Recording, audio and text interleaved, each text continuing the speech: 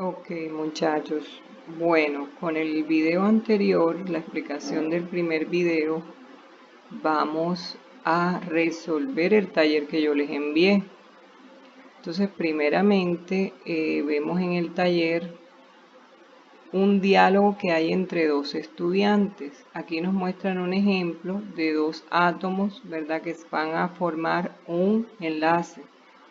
Y ahí lo que nos muestran alrededor son los electrones que hay alrededor de esos dos átomos. Eso lo hemos visto en clase. Entonces ustedes leen el diálogo entre ellos. Están hablando de qué, de cómo se forman los enlaces. Más que todo es comprensión lectora. Entonces viene una actividad introductoria que dice responde las siguientes preguntas a partir de la historia narrada. ¿Ok? De acuerdo a lo que ustedes leyeron en el diálogo entre los dos estudiantes, van a contestar esto obviamente desde su comprensión lectora, lo que cada uno de ustedes entendió del diálogo.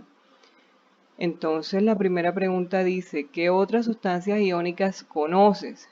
Yo en el video anterior les explico qué es un enlace iónico, ¿verdad? Ustedes de pronto, si no las conocen, pueden consultarlas y anotar ahí cuál es el nombre y si encuentran la forma molecular, la colocan. Por ejemplo, el cloruro de sodio es una sustancia iónica. Su fórmula molecular es NaCl. Entonces la escriben ahí. Pueden hacer como unos 4 o 5 ejemplos. En el punto número 2 les preguntan, ¿la ley del octeto se cumple en todos los compuestos? Recuerden que yo les decía a ustedes en clase que no se cumple para todos los compuestos.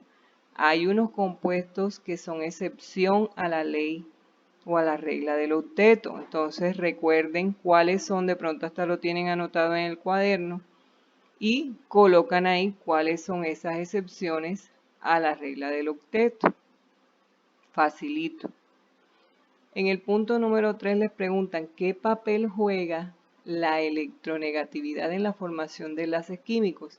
En el video anterior yo les menciono qué es la electronegatividad y les doy pues unos ejemplos de cómo determinarla en la tabla periódica. Entonces con esa información ustedes pueden también explicar cuál es el papel que juega la electronegatividad para que se formen los enlaces químicos o pueden consultar también un libro o en internet. Después viene la actividad número 1 que se llama electrones de valencia. En el video anterior yo les explico y les recuerdo, porque ya yo les había mencionado en clase qué son los electrones de valencia.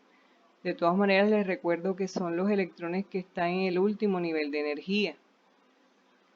Es decir, los que están en la parte de afuera, la periferia del átomo. Aquí tenemos un modelo del átomo actualmente que nos muestra pues lo que nosotros habíamos hablado un poquito en clase, lo que es el núcleo y cómo se mueven los electrones en la periferia, simplemente eso. Entonces dice, lee atentamente el siguiente texto con el cual podrás profundizar los conocimientos en el tema.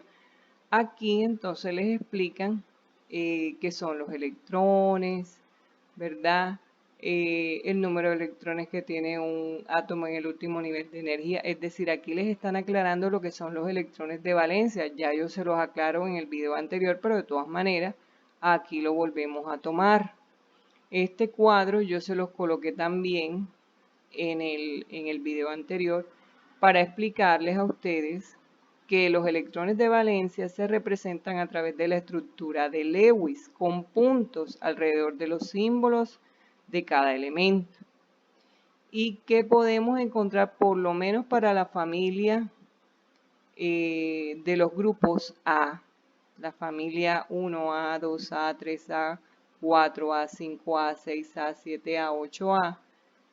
El número del grupo nos va a decir cuál es el número de electrones de valencia que tienen esos átomos. Entonces eso también ayuda bastante. Entonces les ponen aquí una actividad. Escribe el número de valencia que corresponde a los siguientes elementos. Es simplemente colocar aquí un número. Por ejemplo, si el número de electrones de valencia del fósforo es un 2, entonces ustedes colocan aquí un 2. Si el del litio es un 3, ustedes colocan aquí un 3, ¿ok? Ojo, que es el número de electrones de valencia. ¿Listo? No el número de electrones totales, sino el número de electrones que están en el último nivel de energía. Eso es lo que vamos a colocar aquí.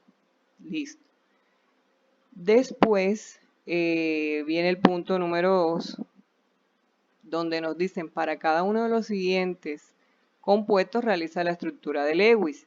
¿Qué van a hacer? Yo en el video anterior les doy unos ejemplos.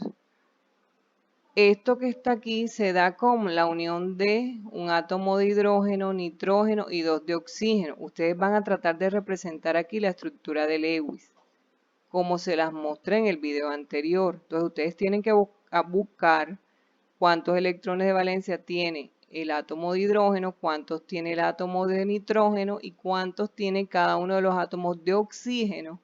Y van a representar la estructura aquí de Lewis para ese compuesto, tratando siempre de completar que cumplan con la ley del octeto. Igualmente para este compuesto, para el metano, igualmente para el dióxido de azufre. Yo creo que incluso en el video anterior de pronto hay algunos ejemplos de estos mismos compuestos, o los pueden encontrar también en internet. Los pueden buscar y los encuentran. A mí lo que me interesa es que ustedes comprendan lo que es la estructura de Lewis. Después viene una actividad 1 que dice la electronegatividad y su relación con los enlaces iónicos y covalentes. En el video anterior yo les explico eso. Es más, les doy un ejemplo de cómo establecer a través de la diferencia de electronegatividades de los elementos cuando un enlace es iónico, cuando un enlace es covalente polar o cuando un enlace es covalente apolar. A eso se refiere todo este texto. Entonces les colocan aquí unas preguntas. Dice, de acuerdo a la información anterior, resuelve las siguientes preguntas. Primero, ¿de qué depende que un elemento ceda, gane o comparta electrones? De acuerdo a lo que dice el texto, ustedes pueden contestar estas preguntas. Y también se pueden basar en lo que en el video anterior yo les mostré o yo les expliqué. Listo, con sus propias palabras. No tiene que ser algo rebuscado de ninguna parte, lo que ustedes entienden. En el punto número 2, ¿cómo saber qué tipo de enlace posee un compuesto? Yo en el video anterior les explico cómo lo podemos hacer a través de la diferencia de electronegatividades. Solo ustedes lo van a explicar aquí con sus propias palabras. Aquí esta herramienta les sirve precisamente para realizar ese ejercicio. Esta tabla se las coloco yo en el video anterior también. Aquí lo que nos muestran son los valores de electronegatividad de cada uno de los elementos.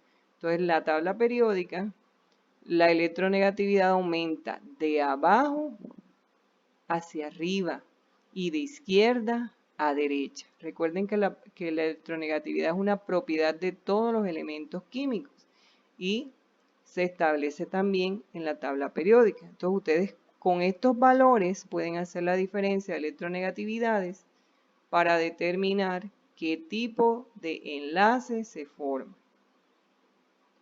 Y finalmente pues aquí les dan una serie de situaciones.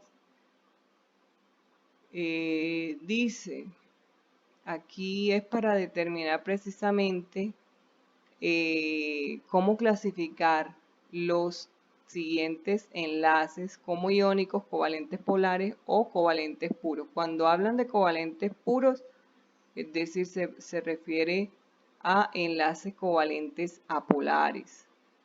Esto se resuelve ¿con qué? Con el dato de diferencia de electronegatividades, restando las electronegatividades de los dos elementos, dependiendo del valor que me dé esa resta, así yo sé si es polar, si es apolar o si es iónico. Eso lo resuelven de esa forma. Todos estos ejercicios son con esa información. Aquí dice, resuelve las siguientes situaciones. Con los símbolos de puntos de Lewis muestra la transferencia de electrones entre los siguientes átomos para formar cationes y aniones. Los cationes son los elementos que ceden electrones en un enlace. Y los aniones son los elementos o los átomos que ganan electrones. ¿Ok? Con ese datico que les estoy dando, ustedes pueden hacer, como yo lo hice en el video anterior, con la estructura de Lewis, cuál es el electroncito o los electrones que determinado átomo cede. ¿Ok? Generalmente el átomo que cede electrones es aquel que tiene menor electronegatividad. Eso también les puede ayudar para realizar ese ejercicio. ¿Cómo saber qué tipo de enlace posee un compuesto? Bueno, esto es, digamos que la síntesis, la respuesta a esta es la síntesis de lo que ustedes han leído y han entendido de la explicación que les doy yo en el video. Entonces yo espero que toda esta explicación les sirva a ustedes para terminar de desarrollar el taller. No se afanen y tampoco se estresen. Háganlo con sus propias palabras, de la manera más sencilla, y yo les puedo ayudar con cualquier duda que tengan. Entonces yo les envío esto y cualquier duda que todavía tengan, por favor me avisan por el grupo. Dios los bendiga.